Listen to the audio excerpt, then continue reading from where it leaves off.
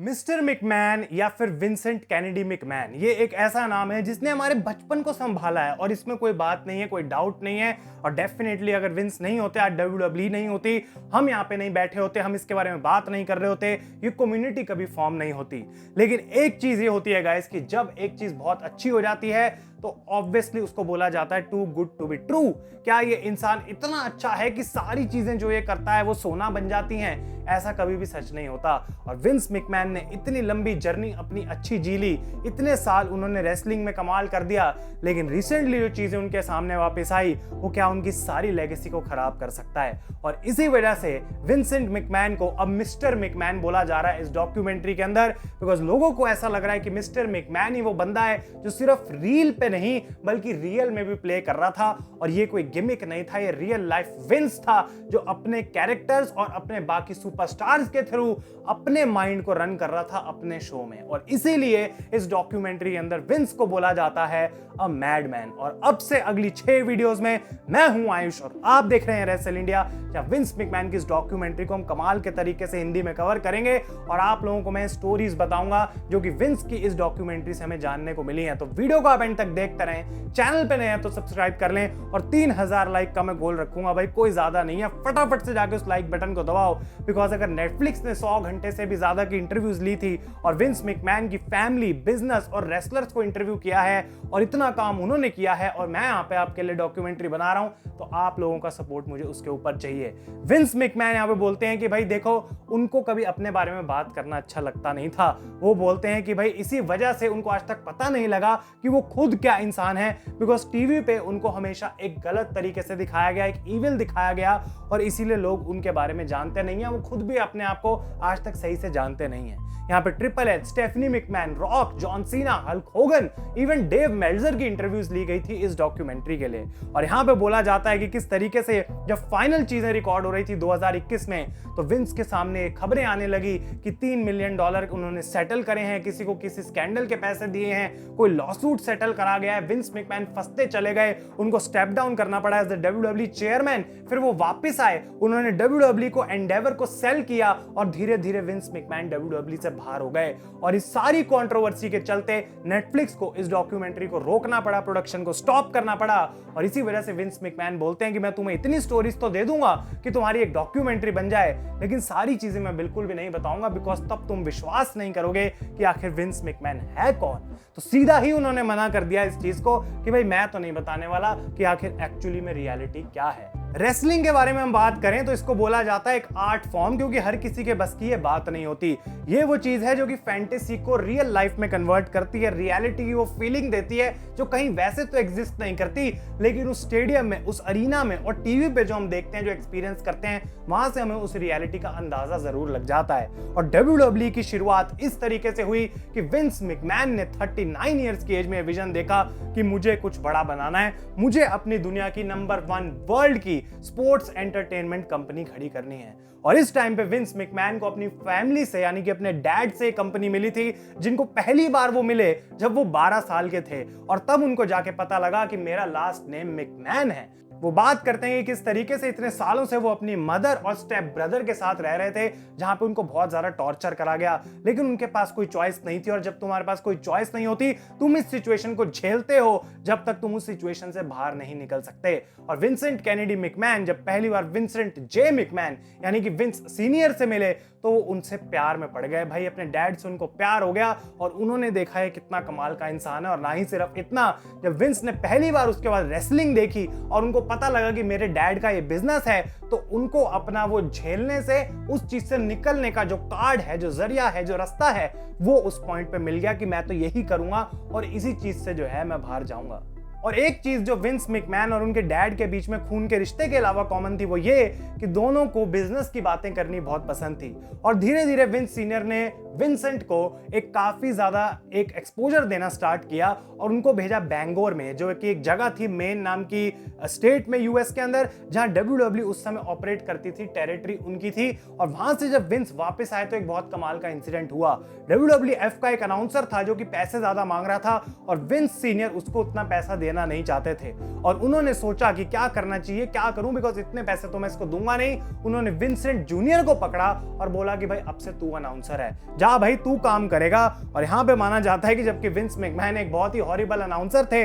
लेकिन उनके पास इमोशन था अपनी बातों में। उनको समझ आता था कि स्टोरी टेलिंग क्या होती है, उसको ऑडियंस तक कैसे पहुंचाना है और साथ के साथ कैरेक्टर्स को कैसे बनाना है। और वो बोलते हैं कि जबकि ये बहुत ही ज्यादा इजी फॉर्मूला लगता है दिखने में, लेकिन उतना ही हार्ड है एग्जीक्यूट करना कि लोग आखिर तुम्हारे कैरेक्टर से रिलेट कैसे करेंगे। और इस पॉइंट पे विंस सीनियर को जब दिखा कि विंस तो भाई थोड़ा बहुत काम सीख रहा है, वो शायद रेसलिंग के बिजनेस से पक चुके थे, बिकॉज वो काफी कंपेटिटिव भी था और वो इस बिजनेस से बाहर निकलना चाहते थे। और वो चाह रहे थे कि वो अपने उस समय पार्टनर गोरिल्ला मॉनसून को वो कंपनी बेचे, क्योंकि ऑब्वियसली उसमें सेंस बनती है कि अपने पार्टनर को ही बेच दूं और मैं इस बिजनेस से बाहर निकल जाऊं। लेकिन विंस मैकमैन बीच में आए और उन्होंने इस अपॉर्चुनिटी को देखा और अपने फादर को एक ऐसी डील प्रपोज करी जो कि वो मना नहीं कर पाए। विंस ने बोला कि मैं तेरे से कंपनी खरीदूंगा और भाई देख तेरे को इंस्टॉलमेंट्स में मैं पैसे देते रहूंगा, इतनी इंस्टॉलमेंट्स होंगी, लेकिन अगर इतने टाइम में मैं सारी इंस्टॉलमेंट्स नहीं पे कर पाया तो कंपनी भी मैं वापस तुझे दे दूंगा और तब तक जितने भी पैसे मैंने तुझे दे रखे हैं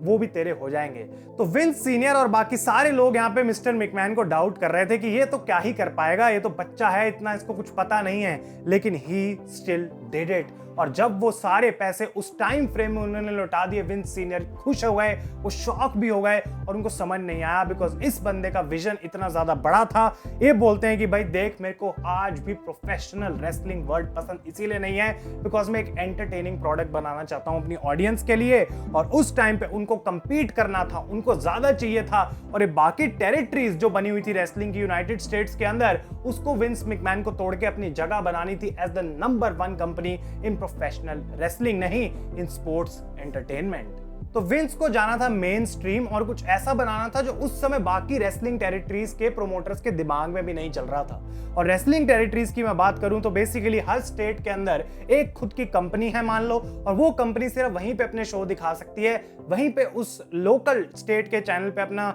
एयर कर सकती है, वहीं के लोग आ सकते हैं। तो तुम क्रॉस नहीं कर सकते एक दूसरे को, तुम जाके किसी को ये नहीं बोल सकते कि मैं अपना यहाँ पे जो है शो करूंगा तेरी टेरिटरी में आके। और ये म्यूचुअल रिस्पेक्ट थी सारे प्रोमोटर्स के बीच में। लेकिन Vince McMahon being Vince McMahon, उन्होंने अपने शोज को स्टार्ट कर दिया प्रमोट करना बाकी टेरिटरीज में। और इसी वजह से जो विंस सीनियर के बाकी प्रोमोटर्स जितने टाइम से फ्रेंड्स थे, वो उनको थ्रेट्स भेजने शुरू कर दिए, धमकियां देनी शुरू कर दी कि तेरा बेटा आखिर ये कर क्या रहा है, क्यों हमारा जीना हराम कर रहा है। लेकिन विंस को इस चीज से कोई फर्क नहीं पड़ता था, बिकॉज उनको चाहिए था कॉम्पिटिशन, उनको करना था कंपीट, और उनको अपने बिजनेस को भी ग्रो करना था। यहाँ पे AWA नाम की जो टेरिटरी थी उस टाइम पे बिगेस्ट थी in the entire United states. और विंस मैकमैन का आइडिया था कि भाई इनको मैं थोड़े ज्यादा पैसे देता हूं और जो टॉप टैलेंट्स हैं सारी बाकी टेरिटरीज की, उनको धीरे धीरे मैं WWF के अंदर लेके आना चाहता हूं। और ये स्ट्रैटेजी ब्रेट हार्ट मेंशन करते हैं एकदम गला काटने जैसी कट थ्रोट स्ट्रैटेजी थी। और इन सारे रेसलर्स को पहले तो उनकी टेरिटरीज से वो WWF में लेके आए, लेकिन फिर उनको वापस उसी जगह पे लेके गए जहां से वो आए थे, और WWF के शो उन जगहों पे करने लग गए ताकि लोग उनसे रिलेट कर पाए। भाई बंदा तो वही है, किसी और कंपनी के लिए भी आ रहा है तो क्या फर्क पड़ता है भाई। और विंस मैकमैन ये भाई जीनियस स्ट्रैटेजी थी। और अगर कुछ नाम मैं आपको बताऊं इन रेसलर्स के जो इस स्ट्रैटेजी से आए थे WWF में, वो है Bret Hart, Andre the giant, rowdy Piper, sergeant slaughter जैसे नाम। तो भाई आप समझ सकते हो। और विंस मैकमैन बोलते हैं कि भाई देख, मेरा तो उस समय सिंपल लॉजिक था कि अगर तुम कंपीट कर सकते हो तो करो, नहीं कर सकते तो भाई ये तो अमेरिका है, this is the land of opportunity. तुम यहाँ पे अगर नहीं कर पा रहे बिजनेस, तुम्हारी गड़बड़ है, मैं अपना काम करूंगा, मुझे तुमसे मतलब कोई है नहीं, इट्स अ टफ बिजनेस। तो विंस का जो विजन था वो काफी टाइम से क्लियर था, उनको पता था कि मुझे करना क्या है, उनको पता था मेरे को किस टाइप की कंपनी बनानी है, और एक गॉड गिफ्टेड विजन विंस के दिमाग में हमेशा से था। और उस समय पे WWF चैंपियन थे बॉब बैकलैंड। विंस ने देखा और उनको लगा नहीं यार, मुझे कुछ अलग करना है, मुझे कुछ बेटर करना है, इंप्रूव्ड करना है। और उनकी सर्च शुरू हो गई एक नए चैंपियन के लिए। सबसे पहले उनकी नजर गई डस्टी रोड्स के ऊपर, जिसमें वो कैरिज्मा था, लेकिन कोडी रोड्स यहाँ पे पोस्ट ओपिनियन में बोलते हैं कि कैसे विंस मैकमैन ने कभी उतना बिलीव नहीं किया डस्टी के अंदर, सिर्फ ऐसा ही हमेशा डस्टी उनको बताया करते थे। लेकिन दूसरी तरफ विंस बोलते हैं कि डस्टी ने कभी उस चीज की इतनी एडवांटेज नहीं ली कि मैं उसको WWE चैंपियन बना दूं। तो कॉन्फ्लिक्टिंग ओपिनियंस यहां पे हमें जानने को मिले। तो विंस मैकमैन की सर्च आगे बढ़ी डस्टी रोड से और जाके रुकी एक ऐसे नाम पे जिसको आज हम जानते हैं हल्क होगन या फिर द इमॉर्टल हल्क होगन के नाम से। पहली बार विंस मिले थे होगन से जब उनका नाम था WWF में स्टर्लिंग सिल्वर और जस्ट उनको चेंज करके हल्क होगन बनाया था विंस सीनियर ने इन 1979। Hulk Hogan Andre the giant के बहुत बड़े राइवल थे और उन्होंने अपने आप को एस्टैब्लिश करा था हैंडीकैप मैचेस लड़के कि इतना ताकतवर हूं मैं कि मैं दो बंदों को एक साथ हरा सकता हूं। और हल्क होगन को यहाँ पे रॉकी 3 मूवी के अंदर एक रोल ऑफर करा गया और विंस सीनियर के साथ उनकी बहस हो जाती है बिकॉज विंस सीनियर कहते हैं कि होगन अगर तूने मूवी करी थे तो WWE से मैं निकाल दूंगा बिकॉज WWE में तेरी कोई जगह नहीं बचती। तू एक प्रोफेशनल रेसलर है, ये केफेब है, हमें अपनी रेसलिंग की दुनिया को प्रोटेक्ट करना है, तो तू बाहर नहीं जाएगा, हम तू एक सेलिब्रिटी की तरह नहीं दिखेगा। हल्क होगन ने रिस्पेक्टफुली इस ऑफर को डिक्लाइन कर दिया और उन्होंने इस रोल को तब भी जो है वो एक्सेप्ट किया और रॉकी 3 मूवी में वो आए, यहाँ पे दिखे हमें as a celebrity, as a superstar, as an actor. और उसके बाद वो वापस गए अपनी रेसलिंग जर्नी में इन AWA, तो उस टाइम पे रेसलिंग की सबसे बड़ी टेरिटरी थी। और उस समय विंस मैकमैन ने अपनी सेम स्ट्रैटेजी का यूज किया, हल्क होगन से बात करी, उनको ऑफर करी बेटर डील और उनको पोच कर लिया वापस WWF में और एक ऐसे रिटर्न को पॉसिबल करवाया जो हल्क होगन कहते हैं मैं हमेशा से ड्रीम कर रहा था। और 1984 में वो वापस आ जाते हैं यहाँ पे WWF के अंदर। अब उस टाइम पे ऑब्वियसली बॉब बैकलैंड चैंपियन थे, तो उनको एक ऐसा बंदा चाहिए था जो एक हील एस्टैब्लिश करना पड़ेगा ताकि पहले बॉब बैकलैंड तो टाइटल हारे, क्योंकि बेबी फेस को बेबी फेस से लड़वाएंगे नहीं और हल्क होगन लड़ नहीं सकते सीधा बैकलैंड से जाके, लेकिन इंटेंशन थी टाइटल होगन पे लाने की। और उस टाइम पे विंस की नजर गई आयरन शीक पे, एक ऐसी स्टोरी जो आपको फिर से ये बताएगी कि आखिर क्यों विंस मैकमैन उस टाइम पे एक जीनियस था, एक गॉड गिफ्टेड विजन उसके दिमाग में था और पूरी दुनिया में जो कोई नहीं सोच पाया वो हमेशा विंस मैकमैन पहले सोचता था। आयरन शीक पे जब उनकी नजर गई, जो कि एक हील ही था उस टाइम पे WWE में, उन्होंने उस चीज का फायदा उठाया जो रियल लाइफ में ईरान और US के बीच में टेंशन चल रही थी बिकॉज आयरन शीक खुद ईरान से थे। तो उन्होंने उस पूरी चीज का इस्तेमाल करके आयरन शीक को इतना बड़ा हील बना दिया, क्राउड पागल हो जाता था, गालियां पड़ती थी आयरन शीक को, ऐसा रिएक्शन मिलता था कि लोग भाई बावले हो जाते थे। और विंस ने अपनी इस स्ट्रैटेजी पे धीरे धीरे डबल डाउन करना स्टार्ट कर दिया बिकॉज उस समय भाई तुम वो पेट्रियोटिक वाला कार्ड खेल सकते थे कि अमेरिका के अगेंस्ट कुछ भी बोलो अमेरिकन पागल हो जाएंगे। और ऐसे ही उन्होंने एक जर्मन हील बना दिया, एक रशियन हील बना दिया और बहुत सारे सुपरस्टार्स क्रिएट करने स्टार्ट कर दिए। और आयरन शीक पे हीट इतनी ज्यादा बढ़ गई थी इस टाइम पे कि विंस ने डिसीजन लिया कि बॉब बैकलैंड से टाइटल मैं आयरन शीक पे डाल दूंगा।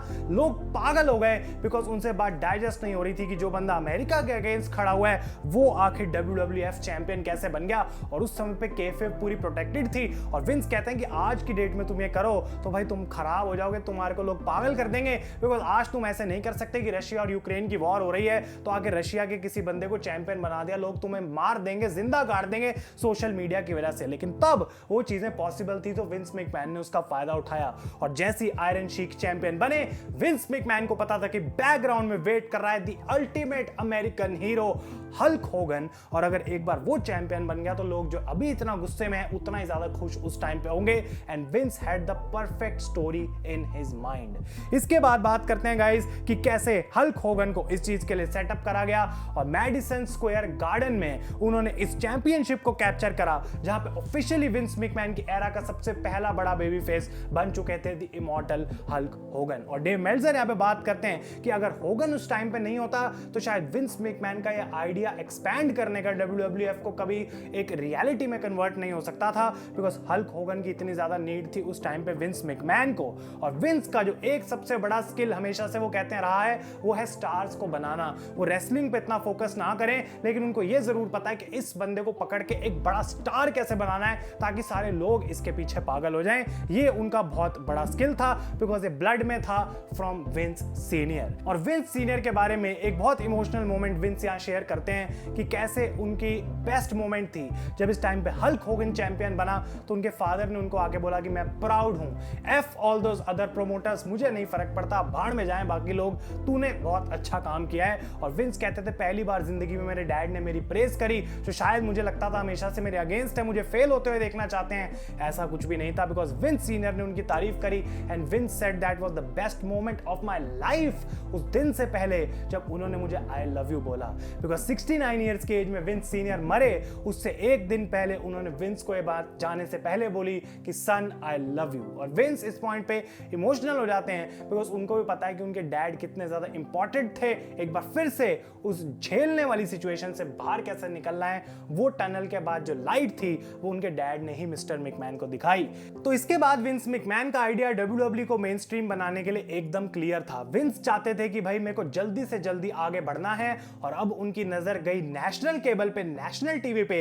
एक ऐसे टाइम पे जब तब भी सारे प्रोमोटर्स टेरिटरीज में आपस में लड़ी जा रहे थे। और विंस मैकमैन के बारे में यहाँ पे बोलती हैं के कोप्लोविट्ज, जो कि यूएसए नेटवर्क की फाउंडर हैं, कि विंस को पहले ही पता लग गया था कि हम उसके लिए एक नेटवर्किंग, एक मार्केटिंग चैनल बन सकते हैं, और विंस ने यहाँ से फायदा उठाया बाकी मेन स्ट्रीम शोज का डब्ल्यूडब्ल्यूई उसके अंदर घुसाने के लिए। और विंस मैकमैन ने पहले खुद का एक टॉक शो बनाया जिसका नाम था टीएनटी, जहां पे डब्ल्यूडब्ल्यूई के सुपरस्टार्स आते थे, जो कि एंटरटेनमेंट के बारे में ज्यादा था और रेसलिंग के बारे में कम था। और इसके बाद उन्होंने ऐसी कोलैबोरेशंस करी जैसे कि डेविड लेटरमैन शो के साथ और एमटीवी की काफी पॉपुलर सिंगर सिंडी लॉपर के साथ, ताकि दो डिफरेंट वर्ल्ड्स को वो एक साथ ला सकें और लोगों को एक ऐसा मिक्स दिखा सकें जो कभी उन्होंने अपनी जिंदगी में एक्सपेक्ट भी नहीं किया था। और यहां पे वो यूज करते हैं सिंडी लॉपर को टू कम एट रेसलमेनिया, साथ के साथ हल्क होगन जिन्होंने रॉकी मूवी करी थी, उनके दोस्त थे मिस्टर टी जो कि एक सेलिब्रिटी थे, उनको वो डब्ल्यूडब्ल्यूई में लेके आए और उन्होंने यहां पे बेसिकली हेल्प करी इन सारे सेलिब्रिटीज को इस डब्ल्यूडब्ल्यूई के मोल्ड में फिट होने के लिए। और यहां पे जो पहला फ्लेवर था रेसलिंग को मेन स्ट्रीम का, वो मिला इन सारी चीजों की तरफ से। और यहां पे गाइस विंस मैकमैन बोलते हैं कि मैं इतना बिजी रहता था उस टाइम पे कि मेरी वाइफ ने एक दिन बोला यार वेकेशन पे चलो, और मैं 2-3 दिन के लिए कैरेबियन चला गया, और जब वापस आया तो मैंने अनाउंस करा द आइडिया ऑफ रेसलमेनिया। तो जब वो अनाउंसमेंट हुई तो लिंडा मैकमैन पूछती है विंस से कि भाई तू मेरे साथ छुट्टी मनाने गया था या वहां पे भी बिजनेस का ही सोच रहा था तू? क्योंकि छुट्टी पे विंस को आइडिया आया कि एक ऐसा सुपर बोल रेसलमेनिया नाम का डब्ल्यूडब्ल्यूई के पास भी होना चाहिए जो सबसे बड़ी मेन स्ट्रीम अट्रैक्शन बनेगी। और यहां पे गाइस ये ऑफिशियली अनाउंस करा गया और उन्होंने एक क्लोज सर्किट प्लेटफॉर्म भी अनाउंस किया, यानी कि अगर तुम्हारे उधर डब्ल्यूडब्ल्यूई नहीं आ सकती, तुम्हें टीवी पे देखने को नहीं मिल रही है, तो डेफिनेटली तुम जाओ एक अरीना के अंदर, वहां स्क्रीन लगी होंगी, वहां पे भी तुम रेसलमेनिया देख सकते हो पैसे देके। उस टाइम पे वो कॉन्सेप्ट काम करता था, आज कोई पैसे नहीं देगा किसी स्टेडियम में जाके देखने के लिए कोई शो, स्पेशली जब उसकी सिर्फ स्क्रीनिंग हो रही हो। तो रेसलमेनिया के अनाउंसमेंट के बाद ऑब्वियसली ये बात क्लियर हो चुकी थी कि विंस मैकमैन इसको मेन स्ट्रीम बनाना चाहते हैं, तो कायदे से बहुत सारी मीडिया को इनवाइट करा गया, बहुत सारे लोग आए यहाँ पे, और उनमें से थे एक एबीसी न्यूज के रिपोर्टर जॉन स्टैंसल, जिनका इरादा डब्ल्यूडब्ल्यूई में जाके सुपरस्टार्स को इंटरव्यू करना नहीं बल्कि डब्ल्यूडब्ल्यूई को एक्सपोज करना था। उन्होंने कुछ ऐसी बातें वहां पे जाके पूरी मेन स्ट्रीम में फैला दी कि ये तो फेक है, ये तो ब्लेडिंग का यूज करते हैं, और डब्ल्यूडब्ल्यूई के अगेंस्ट काम करना स्टार्ट कर गए, जो कि विंस मैकमैन के लिए एक बहुत ही ज्यादा मुश्किल सिचुएशन थी। और डेविड शुल्ट्ज नाम का एक रेसलर, जब उनको इंटरव्यू करा जा रहा था बैक स्टेज इस जॉन स्टैंसल नाम के रिपोर्टर से, उन्होंने भाई जड़ के थप्पड़ लगा दिया और दिखा दिया इसको कि कितनी रियल या फेक की रेसलिंग होती है, और इस बंदे को जो है वहां से भगा दिया, निकाल दिया। और पहली बार ऐसा हुआ कि कोई कंट्रोवर्सी हो गई रेसलिंग के अंदर, और उससे निकल के आया एक लॉसूट, बिकॉज ये बंदे ने क्लेम करा बाद में आगे कि मुझे परमानेंट ईयर डैमेज हो गया है और मैंने सबको ब्लेम कर दिया है, सबको सू कर दिया है, मिस्टर मैकमैन को भी और यहाँ पे साथ के साथ डब्ल्यूडब्ल्यूएफ को भी। और एक ऐसा ही इंसिडेंट हुआ हॉट प्रॉपर्टीज नाम के टीवी शो पे, जहां रिचर्ड बेल्जर ने इनवाइट करा मिस्टर टी और हल्क होगन को, और यहाँ पे उन्होंने उनको पोक करना स्टार्ट कर दिया इस होस्ट ने कि रेसलिंग तो फेक है, तुम ये सब कैसे कर लेते हो, तुम लोगों को उल्लू बना रहे हो। और हल्क होगन को इतना गुस्सा आ गया कि उन्होंने इस बंदे को नेक लॉक लगा के वहीं पे बेहोश कर दिया, उसके कान से खून निकलना स्टार्ट हो गया, और ये एक बहुत बड़ी बात बन गई। विंस मैकमैन ऑब्वियसली उस चीज से खुश नहीं थे कि हल्क होगन ने डिसीजन खुद से कैसे ले लिया, और इस पॉइंट पे एक ऐसी सिचुएशन आ चुकी थी जब रेसलमेनिया अनाउंस हो चुकी है, विंस मैकमैन ने अपने सारे एग्स एक बास्केट में डाल दिए, अपनी जिंदगी का सबसे बड़ा रिस्क ले लिया है, और अब इतनी सारी चीजें उनके अगेंस्ट हो रही हैं, दो लॉसूट्स उनके सामने आ चुके हैं। और यहाँ पे शेन मैकमैन और स्टेफनी मैकमैन बात करते हैं कि किस तरीके से उस टाइम पे उनके पास पैसों की बहुत कमी थी, विंस ने अपना सब कुछ जो है रेसलमेनिया में लगा दिया था, और घर पे जबकि ज्यादा चीजें वो डिस्कस नहीं करते थे, अपना घर उन्होंने मॉर्गेज कर दिया था, उससे पैसा बाहर निकाल रहे थे, और अगर ये रेसलमेनिया फ्लॉप हो जाती तो ये बिजनेस और विंस मैकमैन हमेशा हमेशा के लिए डूब जाते। लेकिन इतनी सारी आउटसाइड इंटरफेरेंसेस के बाद, बाकी लोगों की कोशिश के बाद कि वो उन्हें गिरा सकें, इन 1985 रेसलमेनिया 1 मैडिसन स्क्वायर गार्डन में डब्ल्यूडब्ल्यूएफ ने एक ऐसी चीज पुल ऑफ करी जिसने इन सारे लॉसूट्स को, इन सारी कंट्रोवर्सीज को उठा के बाहर फेंक दिया, और लोगों को एक ऐसा पीस ऑफ एंटरटेनमेंट दिया जिसके अलावा और कहीं उनकी आंखें गई ही नहीं। एक ऐसा एंटरटेनमेंट पैक्ड शो उन्होंने डिलीवर करा जो कभी दुनिया में पहले कहीं देखा नहीं गया था। बाकी सारे प्रोमोटर्स चौकन्ने रह गए, क्राउड चौकन्ना रह गया एंड मीडिया भी चौकन्नी रह गई। और उस टाइम पे विंस मैकमैन ने ही won the war of territories in United States of America और कंपनी को एक ऐसे लेवल पे रेसलमेनिया 1 ले गई एलिवेट करके कि किसी ने रॉकेट लगा के उड़ा दिया इस कंपनी को और बाकी सारी टेरिटरीज पीछे धुएं में घास रही हैं। और इसी वजह से गाइस विंस मैकमैन उस पॉइंट पे एक इतना बड़ा स्टार बनना शुरू हुआ। लेकिन सक्सेस ब्रिंग्स स्क्रूटनी, ये बात बोली जाती है कि भाई तुम्हारे पास जितनी ज्यादा चीजें आती हैं उतनी ही कभी प्रॉब्लम्स भी आ सकती हैं और इसीलिए बैड प्रेस जो है वो बीएस है, ऐसा विंस मैकमैन कहते हैं कि अगर नेगेटिव प्रेस तुम्हें मिल रही है,